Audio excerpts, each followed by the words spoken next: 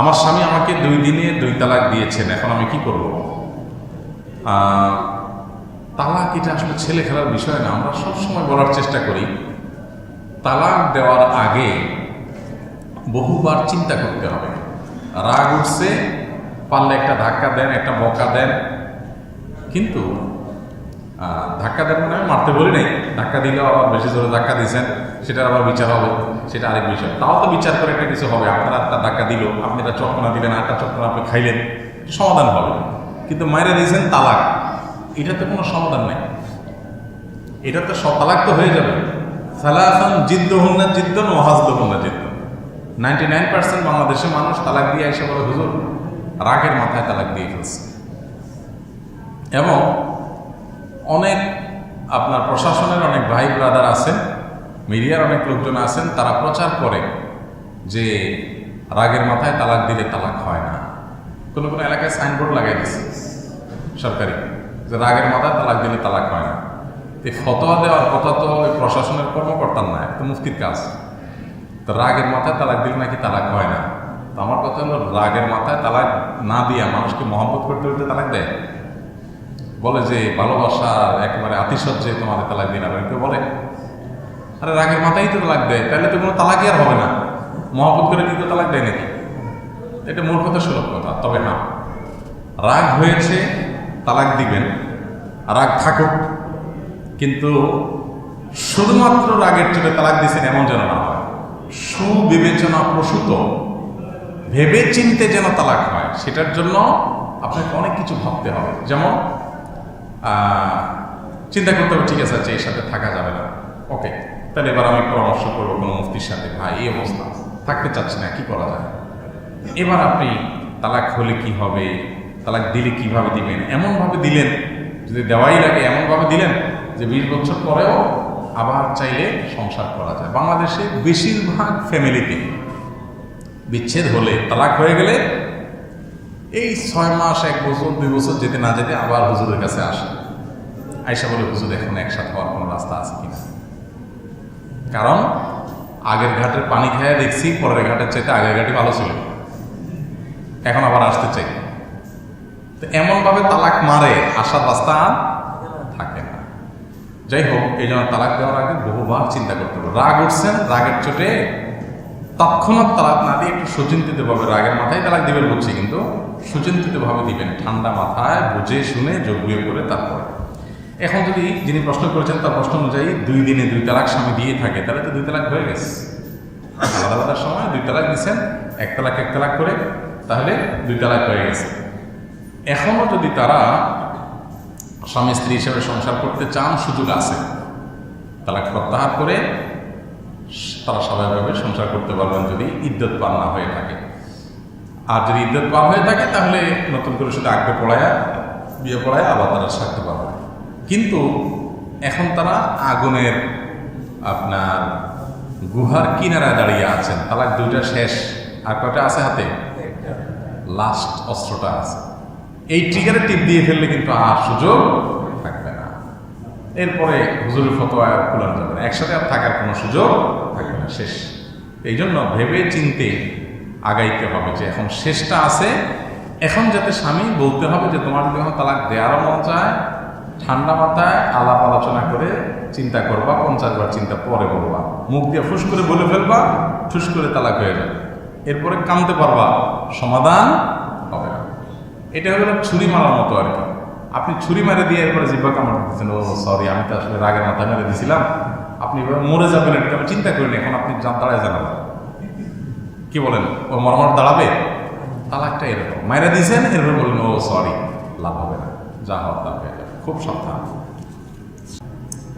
ব্যবসার লাভের পরিমাণ কত % হওয়া উচিত? অনেক সময় পণ্য কিনা দামের 2-3 গুণ লাভ করতে দেখা যায়। ব্যবসায় একজন ব্যবসায়ী কতটুকু লাভ করতে পারে? এর উত্তর হলো যে শরীয়ত এটার জন্য নির্দিষ্ট কোনো হার ঠিক করে দেয় না যে এর বেশি লাভ করতে পারবে না। এটা মূলত নির্ভর করে ক্রেতা এবং বিক্রেতার উপর। ক্রেতা তিনি যদি একটা 10 টাকার মাল 15 টাকায় নিতে রাজি হন, তো শরীয়ত সেখানে বাধা দেয় না। এখানে ব্যক্তির স্বাধীনতার একটা ব্যাপার আছে যে আমার জিনিসটা দরকার, 10 টাকা চাই, আমি 15 টাকা নেব, যদি এটা নেওয়া যায় না হয় তাহলে তুমি ক্ষতিগ্রস্ত হবো। তবে বিক্রেতা যিনি বিক্রি করবেন তার জন্য একটা নৈতিকতার প্রশ্ন আছে অনেক বড়। সেটা হলো প্রচলিত যে লাভের হার আছে সেই লাভের হারকে ওভারটেক করে, বিশেষ করে বিভিন্ন দেশে সরকারিভাবে বিভিন্ন রেট দেওয়া আছে। এর মানে হলো মানুষের কল্যাণেই এটা করা হয়েছে যে একটা পণ্য কতটা লাভ করলে তার ব্যবসা টিকে থাকতে পারে হিসেব নিকেশ করে একটা রেট দেওয়া আছে যে এই রেঞ্জের মধ্যে থাকবে, বা এটাকে সাধারণত সব দোকানে এই রেটে বিক্রি করা হয়। আপনি বিক্রেতা চান্স পাইছেন যে মালটা কোথাও নাই, এই লোকটার আবার দরকার, তাহলে এই চান্সে আমি 2 টাকাটা 10 টাকা বিক্রি করলাম, এই চান্সে আমি অনেক বেশি মুনাফা করলাম। এটা অনৈতিক এবং অন্যায় কাজ। এটার জন্য অবশ্যই তিনি আল্লাহ তাআলার কাছে জবাবদিহিতার মুখোমুখি হতে পারেন, বিশেষ করে যখন মানুষকে প্রতারিত করবেন, মানুষকে বিপদে ফেলে আপনি অনেক বেশি লাভ করবেন। আর অন্য 10টা দোকানে এটার যে দাম, যে হারে বিক্রি হয় ওই হারে আপনি বিক্রি করলেন, তাতে কোনো সমস্যা নেই। হ্যাঁ, যদি এমন হয় যে আপনার এটা খরচ অনেক বেশি পড়ছে, বাধ্য হয়ে আপনি লাভ করছেন, বা এত লাভ না করলে আপনার ব্যবসা টিকে না, পোষায় না, সেটা ভিন্ন কথা।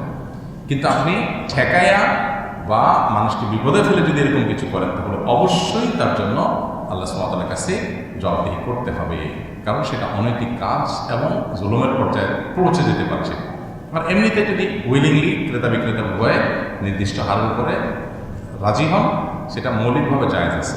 ওই যে আননেসেসারি করেছেন প্রতারণা করে, আবার অনেক সময় দেখা যায় মিথ্যা কথা বলে, আমার কেনা পড়ছে এত, আসলে এত পড়ে নেই, তো সেটা তো ডাহা মিথ্যা কথা। অতএব ওইটা করে উপার্জন করলে তো একবার ডাইরেক্ট কী হবে, হারাম হবে। তো বোনেরা যদি স্বামীর বাড়ি থেকে নিজ বাড়িতে বেড়াতে আসে, তখন তাদেরকে ভালো মন্দ খোঁজখবর কিংবা কথাবার্তা না নিলে, না বললে রাগ করে থাকে, এমন অবস্থা করণীয় কি? চাচাতো বোন তারা আত্মীয়, রক্ত সম্পর্কে আত্মীয়, এজন্য তাদের খোঁজখবর নিতে হবে। এখন আপনি প্রশ্নকর্তা যদি পুরুষ হন, তাহলে চাচাতো বোন তো মহিলা, তাহলে সেক্ষেত্রে খোঁজখবর নেবেন যে পর্দার মধ্যে থেকে, একবারে গোলালের মতো পর্দার বিধান বিধান লঙ্ঘন করে মাখামাখি করতে চায় না। পর্দার মধ্যে থেকে বোন কেমন আসছো, কি হাল অবস্থা, খোঁজখবর নেবেন।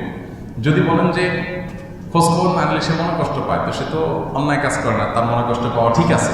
আপনি আত্মীয় হিসেবে রক্ত সম্পর্কের খোঁজখবর নেন নাই, খোঁজখবর নেবেন, অন্তত সুসম্পর্ক বজায় রাখার চেষ্টা করবেন। আর যদি মেয়ে হন, তাহলে মেয়ের খোঁজখবর শুধু নেওয়া না, সাক্ষাৎ করবেন, পাশে বসবেন, কথা বলবেন, যতটুকু সম্ভব হয় ততটুকু কুলা। একই কথা চাচাতো ভাইয়ের বেলায় প্রযোজ্য। আমাদের দেশে চাচাতো ভাইয়ের সাথে চাচাতো ভাইয়ের যোগাযোগটা খুব কম হয়। তো এটা নানা কারণে হয়, নানান বোঝাপড় গরমিল থাকে, গণ্ডগোল ফাসাদ থাকে, পাওনা দেনার ব্যাপার থাকে, কিন্তু আত্মীয়তার সম্পর্ক রক্ষা করা দরকার।